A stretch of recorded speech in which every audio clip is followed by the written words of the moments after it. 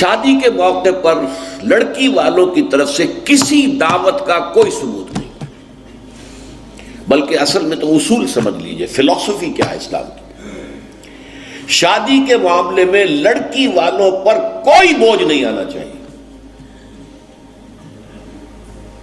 سارا خرچہ لڑکے کے ذمہ۔ اب آپ غور کیجئے، شادی لڑکے کی ضرورت بھی ہے، لڑکی کی ضرورت بھی ہے۔ لڑکے کی زندگی بھی نامکمل ہے بیوی کے بغیر، لڑکی کی زندگی بھی نامکمل ہے شوہر کے بغیر، دونوں کی برابر ضرورت ہے۔ لیکن مرد مہر دیتا ہے، عورت مہر لیتی ہے۔ کیوں؟ مرد کی قوامیت، اور یہ علامت ہے کہ مرد طالب ہے، عورت مطلوب ہے۔ یہ مہر کوئی قیمت نہیں ہے، معاذ اللہ۔ بعض اوقات بعض نکاح خواہ کہہ دیتے بعوض اتنے مہر کے میں نکاح میں دیتا ہوں، یہ بڑا غلط لفظ ہے۔ بس مہر کا اعلان کیا جائے اتنا مہر ہے، بعوض نہیں، یہ کوئی اس کی قیمت نہیں ہے، کوئی خریداری نہیں ہو رہی ہے، لیکن یہ ہے کہ علامت ہے، ٹوکن ہے۔ ایسا بھی مہر مقرر کیا گیا، کسی کے پاس دینے کو کچھ نہیں تھا، حضور نے فرمایا اچھا اپنی اس بیوی کو اتنی سورتیں قرآن کی پڑھا دینا، یہ بھی مہر ہو گیا۔ تو یہ چیز ہے کہ طالب ہے لڑکا، اور اس کا گھر آباد ہونا ہے۔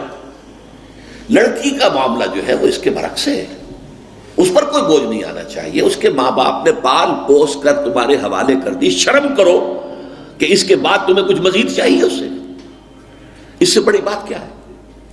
لہذا لڑکی والوں کی طرف سے دعوت طعام کا کوئی ثبوت نہیں، اس کی جڑ کٹنی چاہیے، زیرو، کوئی مشروب بھی نہیں، کوئی اور نہیں۔ بلکہ آپ کو معلوم ہے نکاح کی محفل میں چھوارے کون لے کے آتا ہے؟ لڑکے والے۔ اور پھر پلاؤ متنجن کس سے کھاتے ہیں؟ ذرا دیکھیے کس قدر یہ مزہ کا خیز صورت ہے۔ فرض کیجئے گئے ہیں آپ کسی کے گھر پر جا کر، لڑکی کے گھر پر جا کر نکاح ہو رہا، نکاح ہو گیا، اب چھوارے جو ہے لڑکے والوں کی طرف سے، اور اس کے بعد دعوت ہو رہی ہے، پلاؤ متنجن بریانی کس کی طرف سے؟ لڑکی والوں۔ کو عقل کے ناخن لو، تو کیا چھوارے نہیں وہ بانٹ سکتا تھا جس نے تمہیں مرغ پلاؤ کھلایا؟ یہ کیوں ہے؟ اس کو سمجھیے۔ ہمارے ہاں دو تہذیبیں گڑبڑ ہو گئی، ایک اسلامی تہذیب اور اس کا تقاضا، ایک ہماری جو پرانی ہندوانہ تہذیب ہے اس کے اثرات چل رہے ہیں۔ کوئی ثابت نہیں ہے، اس کی جڑ کاٹی جائے، کمی نہیں، جڑ کاٹی جائے۔ پھر میں کہوں گا کمی بیشی جو ہے یہ پھر وہ ریلیٹیو ٹرمز ہو جاتی ہے، تو جہاں انگلی رکھنے کی جگہ ہوگی وہاں پورا ہاتھ اور پوچھا رکھ دیا جائے گا، جڑ کاٹی جائے۔ یہ دوسری ہم نے تجویز پیش کی۔ نتیجہ کیا نکلا؟ ان دو کو جمع کیجئے، لڑکی کے گھر پر کوئی فنکشن ہے ہی نہیں، جانبین مسجد میں جمع ہوئے، یہ لڑکے والے بیٹھے ہیں، وہ لڑکی والے بیٹھے ہیں، دونوں یہاں ہیں۔ ان کے یہاں کی خواتین بھی یہاں اندر ہوں گی، ہمارے یہاں اب خواتین ہال ہے۔ مسجد میں آئے، نکاح ہوا، اپنے اپنے گھروں کو جاؤ، کوئی تکلیف نہیں۔ اس کا نتیجہ کیا نکلا کہ جسے آپ جنج کہتے ہیں، بارات، اس کا تصور زیرو ہو گیا۔ اسلام میں بارات کا کوئی تصور نہیں، سیرا بندی کی کوئی تقریب نہیں، ہندوانہ تقریبات ہیں۔ بارات کے لیے عربی میں کوئی لفظ ہی نہیں ہے، قرآن اور حدیث میں کیا ہوگا؟ عربی میں نہیں ہے، کوئی لفظ نہیں۔ یہ خالص عجمی لفظ، بارات عجمی ہے، ایرانی ہے، اس کا اسلام سے کوئی تعلق نہیں، جڑ کٹ جائے اس کی۔ یہ بھی ہندوانہ تصور ہے۔ ہوتا کیا تھا؟ ایک گاؤں سے جا رہے ہیں، دوسرے گاؤں سے بیٹی لے کر آنی ہے، اور بیٹی کے ساتھ جہیز آنا ہے، اور راستے میں ڈاکو جو ہیں وہ لوٹ سکتے ہیں، تو یہاں سے جتھا لے کے جانا ہوگا، لہذا وہ جتھا بندی کر کے بارات جا رہی ہے۔ اب وہ جا کر جنج گھر جو بنے ہوئے ہیں وہاں پر ٹھہر رہی ہے، 2 دن 3 دن عیش کر رہے ہیں، چھرے اڑا رہے ہیں لڑکی والوں کے پیسے پر، پھر وہ مال غنیمت سے لدے پھدے واپس آ رہے ہیں، لہذا وہ جتھا حفاظت کرتا تھا۔ یہ سارا ہندوانہ تصور ہے، اسلام سے کوئی تعلق نہیں۔ تو نمبر 1 نکاح مسجد میں، نمبر 2 کوئی دعوت طعام ہی نہیں، کوئی بھی نہیں، نو انٹرٹینمنٹ واٹس ایور لڑکی والوں کی طرف سے۔ اجتماع جانبین مسجد میں، یہیں سے ڈسپرس۔ حضرت فاطمہ کو تو وداع کرانے کے لیے حضرت علی گئے بھی نہیں تھے۔